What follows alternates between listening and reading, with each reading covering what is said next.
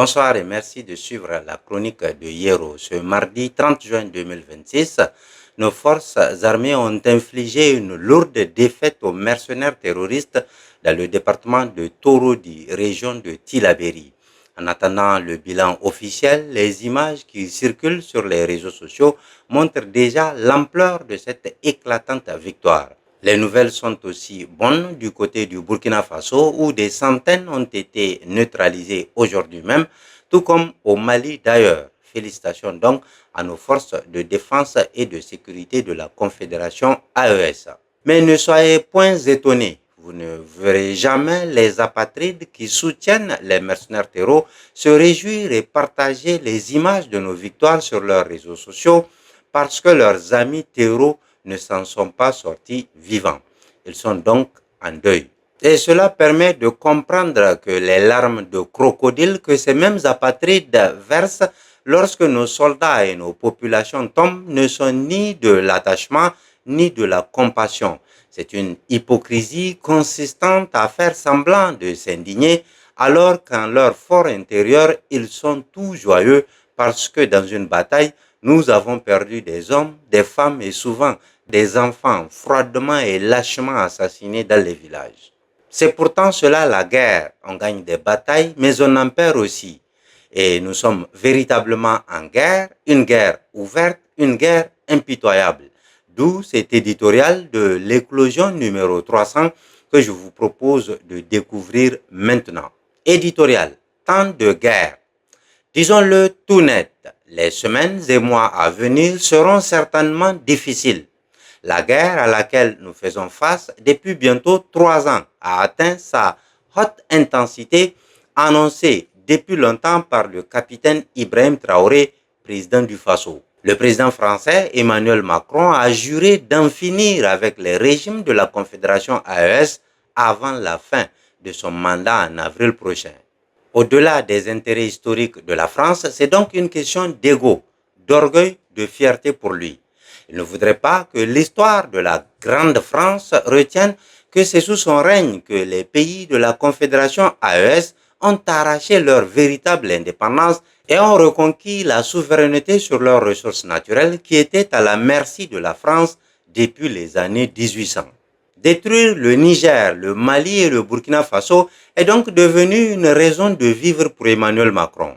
Malheureusement pour la France, ce sont les maigres ressources du contribuable français déjà très mal en point qu'il utilise pour assouvir sa haine meurtrière personnelle en finançant le terrorisme au Sahel. Cette hargne macronienne n'a pas commencé aujourd'hui, précisons-le. Elle a débuté au Mali en 2021 avant d'atteindre son paroxysme au Niger en juillet 2023. Le challenge du président français est donc monstre. Il veut réussir en 10 mois ce qui lui a été impossible de réaliser en 6 ans. Heureusement, les dirigeants de l'AES sont plus intelligents. Avant que le président français ne pense à utiliser la CEDEAO pour nous faire la guerre, nos leaders avaient pris le dessus en claquant la porte de cette organisation devenue un cheval de Troie.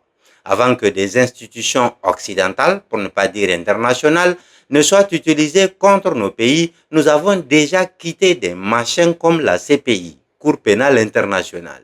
Avant qu'Emmanuel Macron ne se rende compte que ses mandats présidentiels ont une limite, nos chefs d'État ont déjà fini leur planification.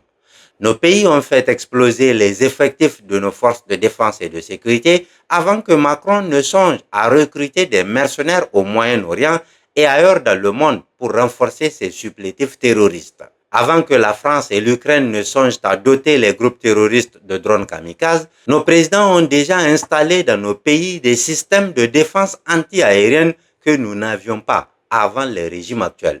Avant que la guerre de haute intensité ne se déclenche, nos leaders visionnaires ont déjà mis sur pied une force unifiée, capable de se projeter n'importe quand et n'importe où sur le territoire confédéral. Toutefois, nous devons nous préparer à vivre des tentatives, d'autres 25 avril 2026 comme au Mali, d'autres 29 janvier et 18 juin 2026 comme au Niger et d'autres 24 août 2024 comme à Barsalogo au Burkina Faso. Nous aurons des pertes, nous serons affligés, mais nous tiendrons. Nous tiendrons parce que nous n'avons pas le choix. Nous tiendrons parce que nos terres et nos richesses nous appartiennent. Personne ne viendra les défendre à notre place. Nous tiendrons parce que la liberté et la dignité n'ont pas de prix.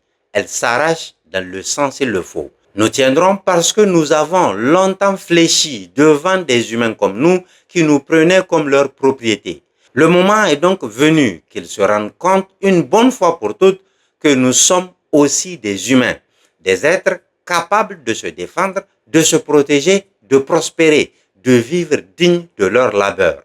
Nous ne sommes pas des choses, nous ne sommes pas leurs choses, nous ne sommes pas des animaux, nous ne sommes pas leurs animaux. Qu'ils le comprennent maintenant et pour toujours. S'ils refusent, nous leur ferons entendre raison en les combattant de toutes nos forces, de toutes nos intelligences, jusqu'à les vaincre, comme des peuples avant nous les ont vaincus au Vietnam, en Afghanistan, entre autres. Nous survivrons aussi, nous gagnerons également. Nous n'agressons personne, nous ne défions personne. Nous disons juste qu'on nous laisse vivre notre vie comme nous l'entendons. Mais ceux qui nous considèrent comme leurs choses, comme des sous-hommes, trouvent que c'est déjà trop que nous décidions nous-mêmes de notre vie. Il nous revient donc de leur prouver que nous méritons notre liberté parce que nous la défendrons vaille que vaille. Nous méritons notre liberté parce que nous ne courberons plus l'échine devant quelque autre peuple du monde que ce soit. Nous ne mettrons plus aucun genou à terre si ce n'est que pour bien ajuster nos tirs sur le front de l'ennemi. Nous ne supplierons plus personne d'avoir pitié de nous. Nous combattrons jusqu'au bout, jusqu'à la victoire. Et malheur à celui qui se retrouvera sur nos terres, car comme l'a si bien dit le ministre de la Défense nationale, Salif Moudi, chaque arbre sera un obstacle pour lui. Ça ne sera pas un combat facile, nous en sommes conscients. Les 10 prochains mois seront tout autant difficiles que déterminants quant à notre avenir, quant à notre prospérité. Nos dirigeants sont prêts, nos forces sont prêtes, nos peuples sont prêts. Finissons-en avec l'esclavage moderne une bonne fois pour toutes. Bonne chance à nous, merci et à très bientôt, Inch'Allah.